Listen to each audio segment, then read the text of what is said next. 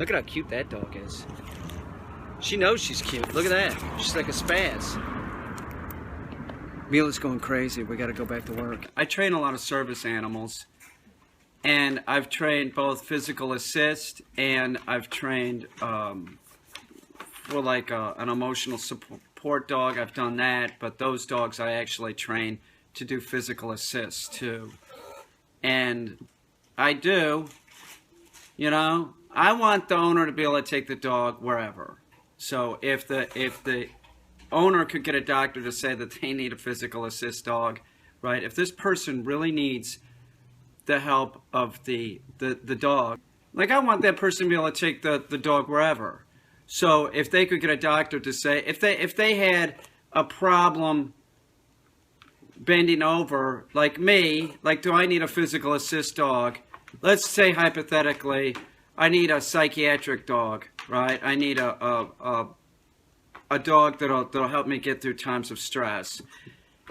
But I don't really need a physical assist dog. But it's me, and I have a bad hip and bad knee.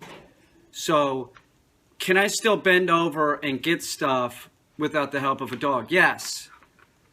But if I was training a dog for the hypothetical Peter Caine, I would train the dog to do physical assist, hoping that the owner could take the dog wherever, meaning emotional support dogs can't really go wherever.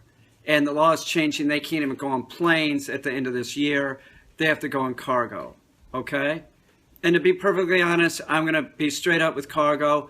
Cargo's safe for most dogs, and if you have a physical assist dog and it's easier to just put the dog in cargo, your dog, the chances are, will be fine. Seriously.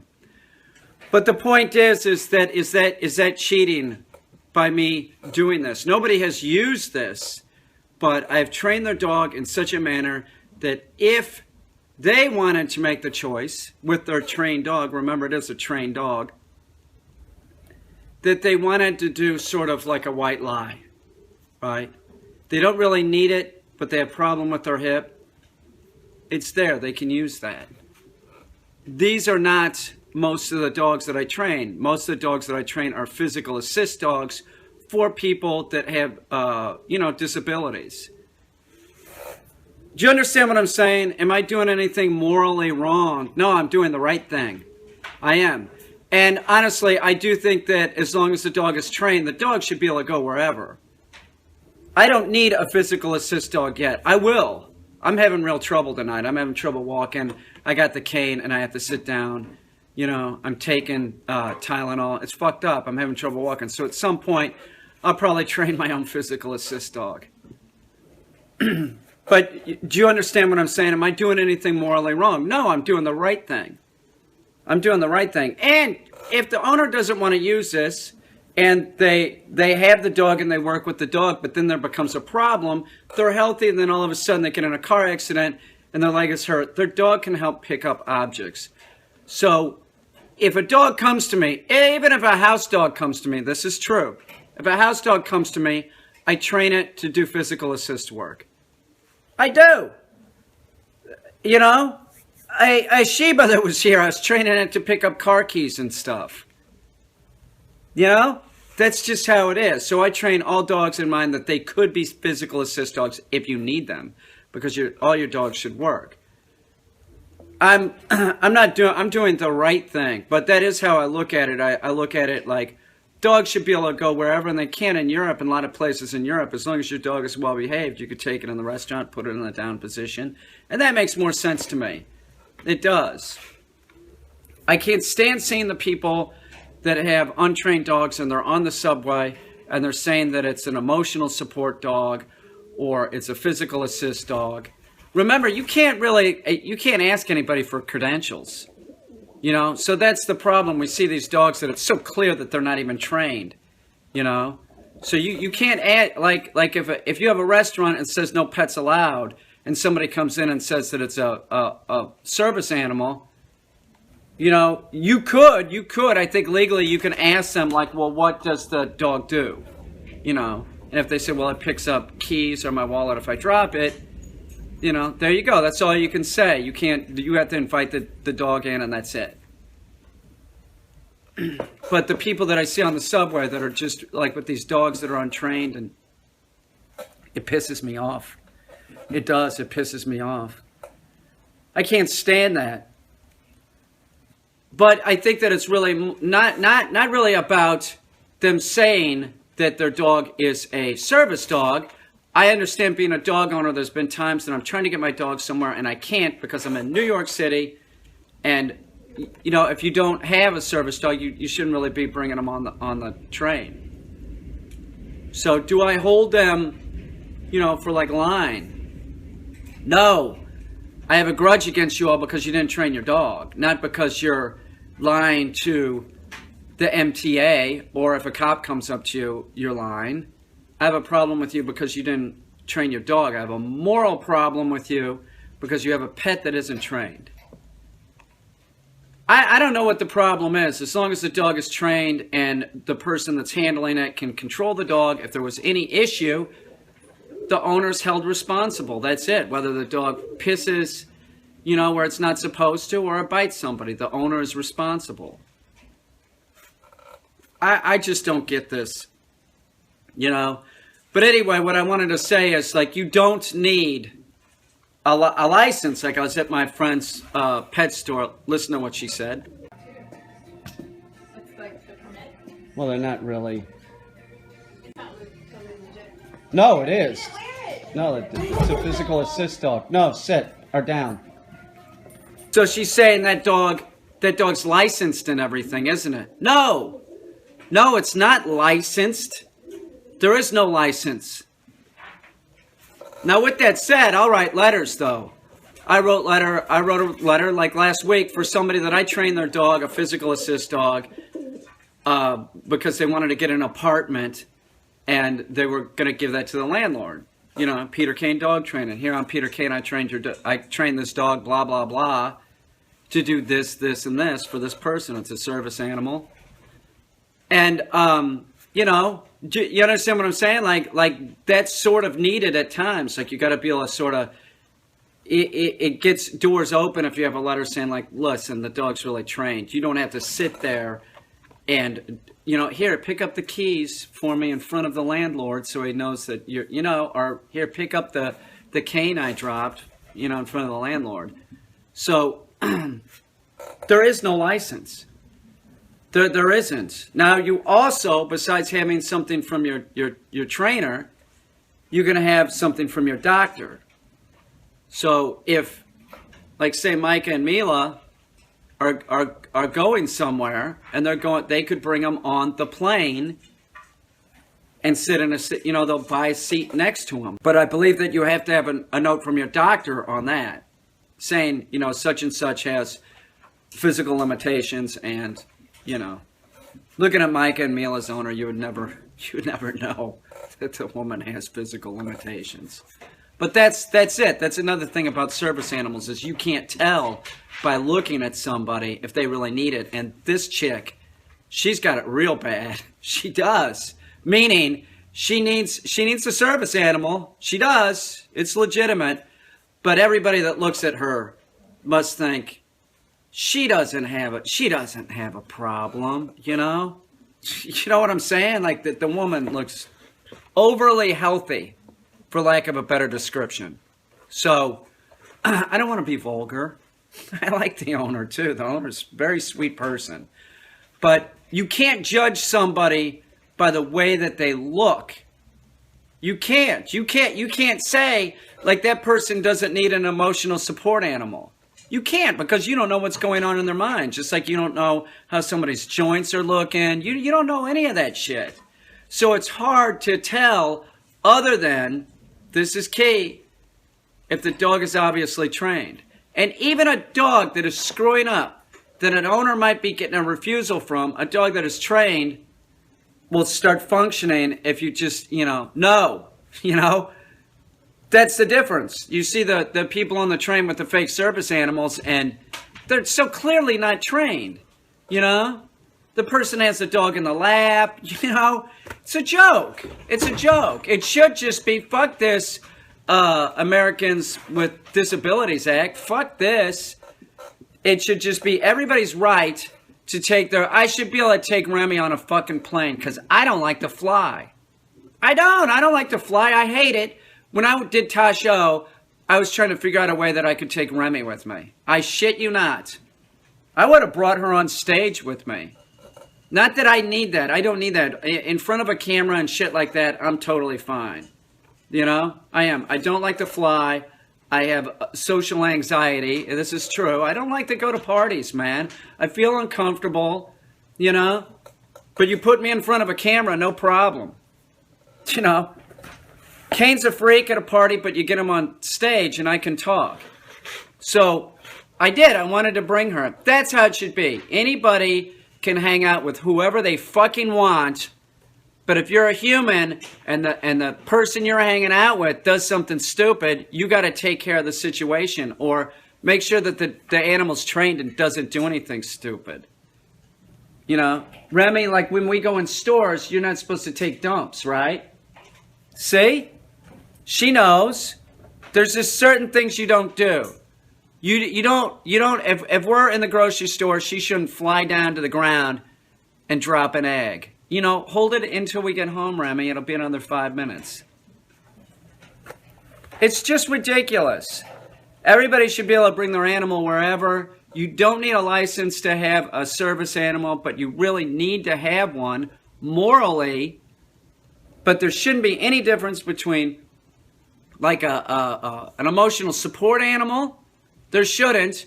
They should be trained, right? Or a physical assist animal. And honestly, if somebody really needs an emotional support, Cesar Millan does not need an emotional support animal. He doesn't. It's bullshit. It's fucking bullshit. It's ridiculous. People should be able to take their dog wherever. I think a friend of mine that is good friends with Millan said, I won't say her name. I won't. But I think everybody knows who I'm talking about. Told me that I think that she said that Caesar does that because he has a pit bull and he likes to take it with him when he goes places. So if you have a dog that's a pit bull, it's illegal to have it in some parts of the country, which is bullshit. Fuck you. You want to discriminate, you know, you're about a breed? It's a dog. It's all bred down from the wolf. New York City, they don't have that. You know, some of these towns, Olathe, Kansas, there's a lot of them. You can't own a pit bull. Some of them put restrictions on other breeds like Akitas. It's bullshit. It's bullshit. It's so fucked up. How can you say somebody can have a Chihuahua, right? And Chihuahuas, they'll bite. You got to be kidding me. They'll bite, but they're small. But it's still a bite. It just seems morally wrong to say, okay, because, you know, all the bulldog breeds, they seem pretty stable with people. They do. You know, pit bulls, we're talking about mixed breed. You know, that's what a pit is.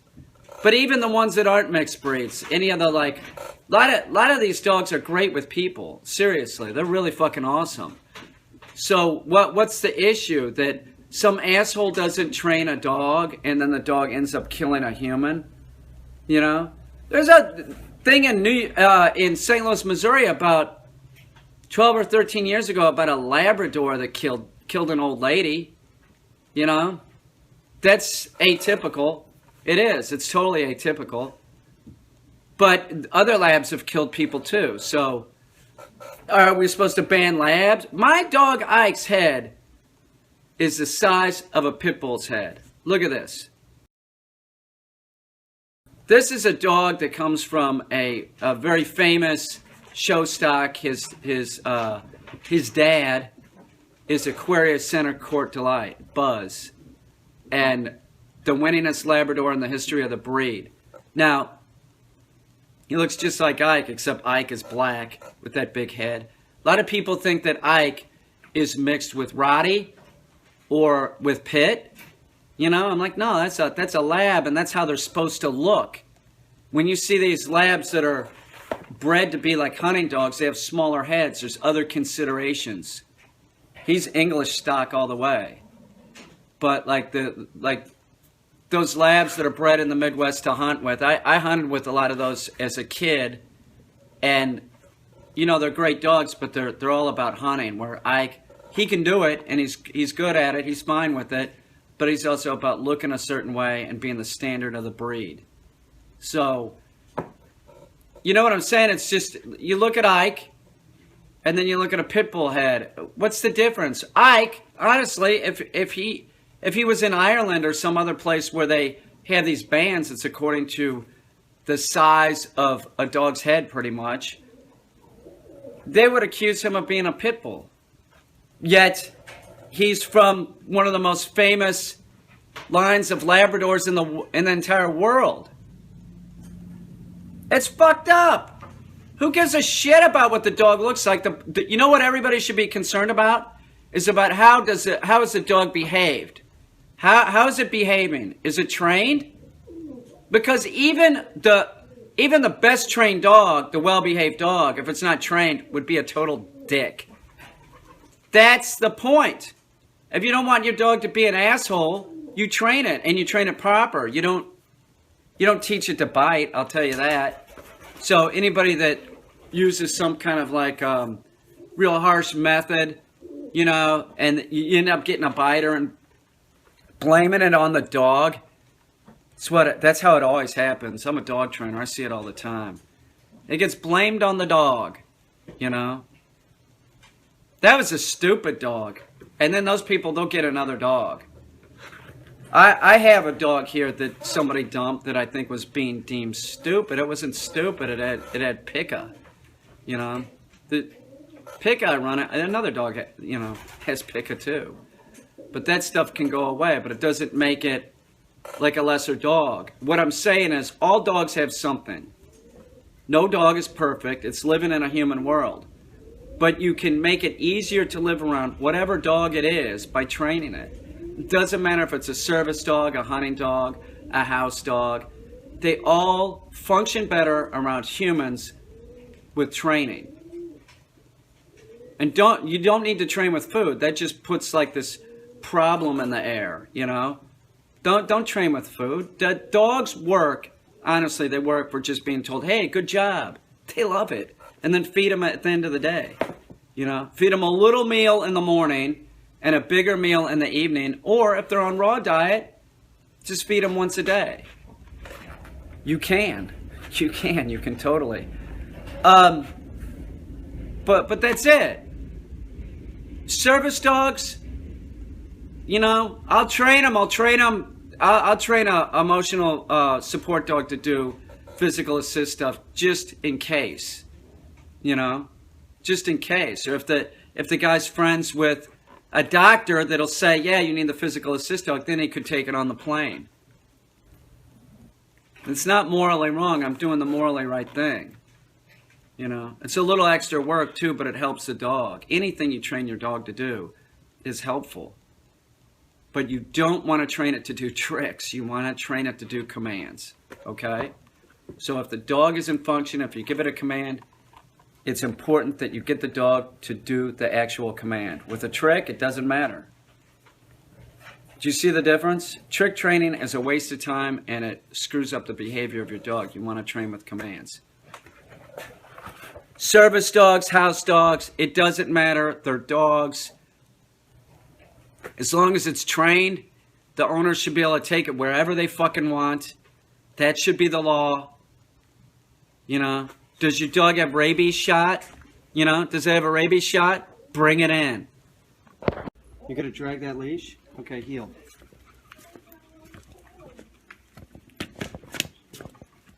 No, here, heel.